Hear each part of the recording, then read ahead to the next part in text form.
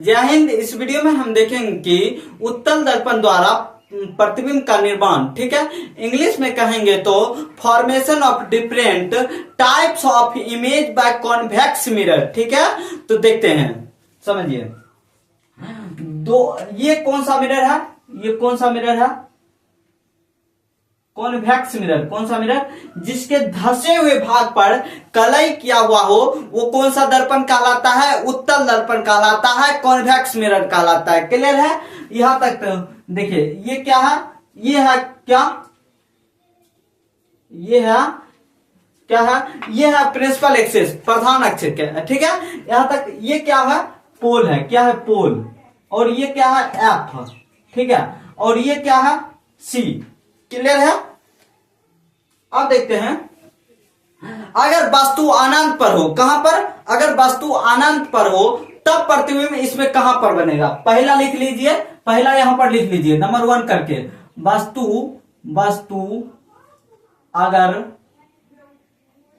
वस्तु अगर कितने लिखिएगा? वस्तु अनंत पर हो। कहां पर? अनंत पर हो।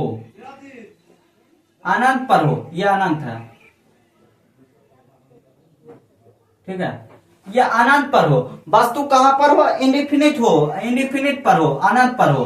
तब ऐसे स्थिति में क्या होगा? बढ़िया समझिएगा, ठीक है। पहले क्या कीजिएगा?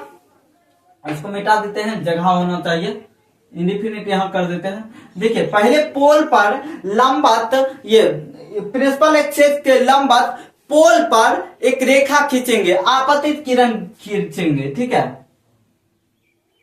ये आया, देखिए ये आया।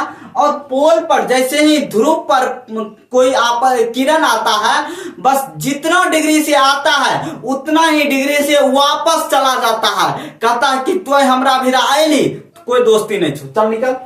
जैसे आया वैसे गया, जितना एंगल से आया उतना एंगल से चला गया, जितना एंगल से आया उतना एंगल से चला गया, खाली रास्ता बदल दिया। क्या क्या?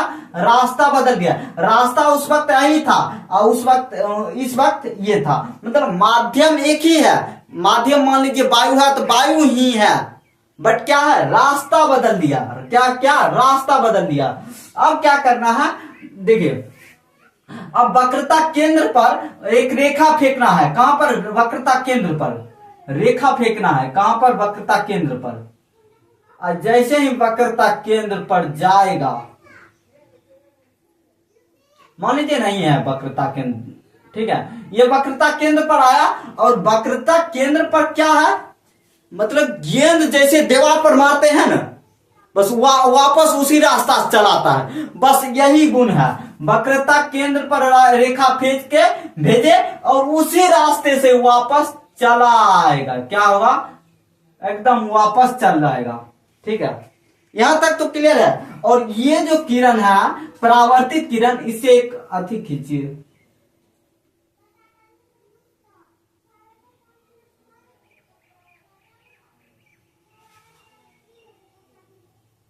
देखिए ये थोड़ा सही से आप जब स्केल से और अथी से बनाइएगा ना, पेंसिल से, उस वक्त एग्जैक्ट होगा। क्या है? एग्जैक्ट। यहां पर फोकस पर बन रहा है। कहां पर?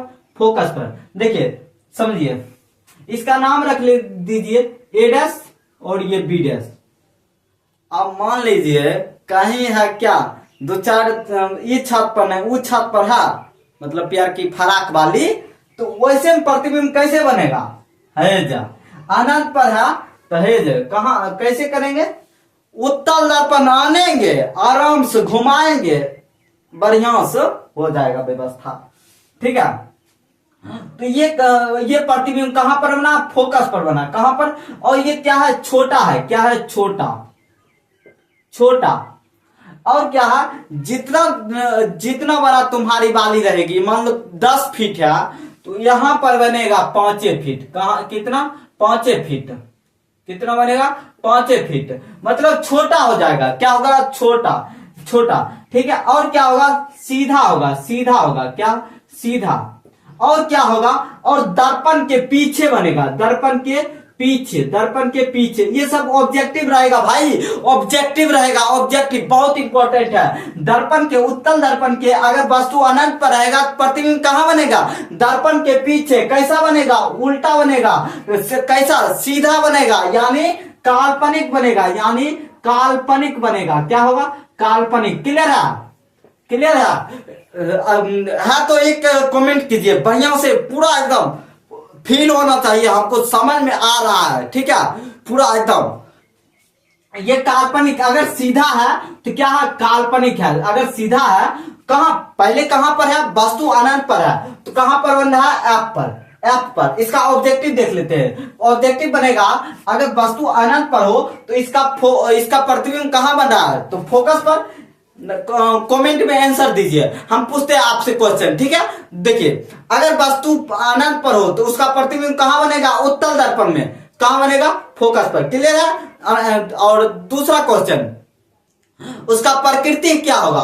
सीधा होगा, ठीक है, सीधा होगा यानी काल्पनिक होगा। और ये साइज में कैसा होगा?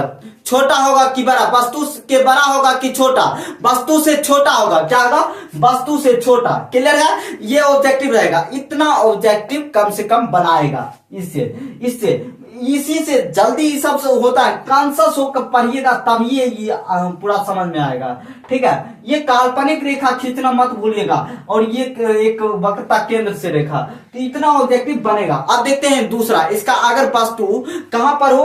अब देखते हैं, अनंत और ध्रुव के बीच में हो, मतलब न पश्चिमा छत पर हो, न मान लीजिए पश्चिमा छत है अनंत, पश्चिमा छत पर नहीं हो, न एकमा छत पर हो, तीसरा छत पर हो, बीच में। कहां पर? बीच में, मतलब एकमा छत और पश्चिमा छत के बीच में, तब तो ओकरा फोटो खींचा बढ़िया होते,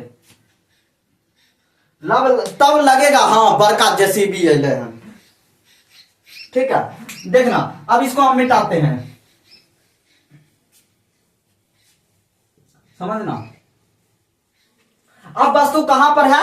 अब वस्तु है कहां? ध्रुव।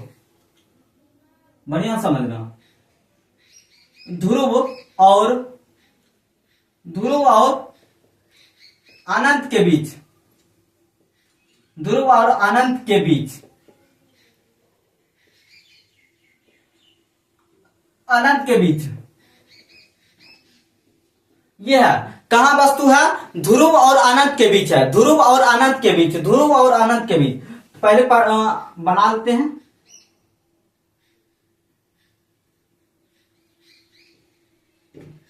ऊपर थोड़ा बढ़िया से बनाइए तो सुंदर लगेगा।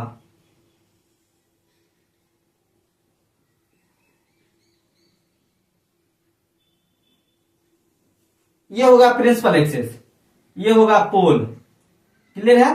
अब देखते हैं क्या करते हैं। पोल है ये। अब यहां पर क्या है? देखिए, यहां पर क्या है? एफ है, और यहां पर क्या है? सी है, मतलब क्या है? वक्रता केंद्र है, सेंटर ऑफ कर्वेचर है। क्लियर है? अब देखिए पोल। अब ये ऐसे स्थिति में कहां है वस्तु? यहां पर है। फोकस और पोल और अनंत के बीच है, पोल और अनंत के बीच, मतलब ध्रुव और अनंत के बीच वस्तु है। तो इसका प्रतिबिंब कहां बनेगा और कैसे बनेगा? तो देखिए, समझिए, पहले वस्तु से एक समांतर किरण दर्पण की ओर जाने दीजिए। जैसे ही समांतर जाता है तो कैसे गुजरता है? फोकस से। कहां से? फोकस से। फोकस जाएगा तो समांतर, ये फार्मूला हमेशा याद रखिएगा। अब समांतर भेजे हैं तो कहां से गुजरेगा? फोकस से, फोकस से, फोकस से, focus, focus, focus, focus, focus करो कैमरामैन, फोकस करो कैमरामैन, फोकस करो फोकस पर, ठीक है। तो यहां तक क्लियर है? अब वस्तु से एकदम सिर पर से एक वक्रता केंद्र पर रेखा खींचेंगे। कहां पर? वक्रता केंद्र पर। अब वक्रता केंद्र के तो आपका गुण पते हैं, जना गेंद फेंकेंगे उसका नोक से, जैसे आपकी नोक पर गेंद फेंकेंगे और नोक में लग के वापस आएगा, हमको नोक में लगेगा, बराबर में रहेगा। तब जना फेंकेंगे वैसे ही आएगा, ठीक है, वैसे ही करेंगे, ठीक है। ये देखिए गलती होगा यहां, मतलब आपको अनुमान लगा लेना है, यहां सी पर तक चला जाएगा। हाँ, मान लीजिए आपको बहुत अच्छा से करिएगा अपन, ठीक है, पेंसिल स्केल एक सुंदर से करिएगा, ठीक है, ए डैश बी डैश, इसका नाम रख देते हैं ए बी, ठीक है। अब देखिए बस ये बन गया है, बन गया, ये प्रतिबिंब बन गया, ये प्रतिबिंब क्या हुआ, बन गया, ये प्रतिबिंब बन गया। अब देखिए कैसा कैसा बना, पहला तो सीधा बना, क्या है, सीधा बना, छोटा बना,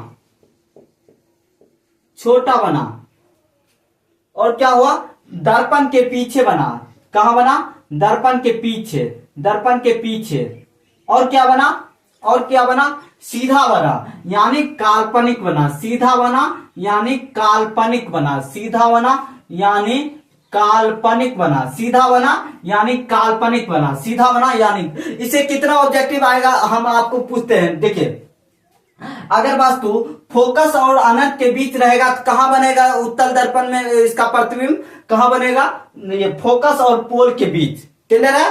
अब वो वस्तु का साइज कैसा होगा, तो वस्तु से छोटा, बड़ा होगा कि छोटा, ठीक है, उसका प्रकृति क्या होगा, सीधा होगा यानी काल्पनिक होगा, क्लियर है। और कहां पर बनेगा, तो दर्पण के पीछे बनेगा, दर्पण के आगे बनेगा कि पीछे, दर्पण के पीछे बनेगा, इतना ऑब्जेक्टिव बनेगा। और सब्जेक्टिव तो कहिए मत, अगर दे देगा तो बढ़िया है, ठीक है। तो ये हो गया आपका ध्रुव और अनंत के बीच, यही दो ही रहता है, कौन सा दर्पण में, उत्तल दर्पण में। अगले वीडियो में हम देखेंगे कि उत्तल दर्पण का उपयोग देखेंगे, क्या कहाँ उपयोग किया जाता है, क्या किया जाता है। तो जय हिंद जय भारत, मिलते हैं नेक्स्ट वीडियो में।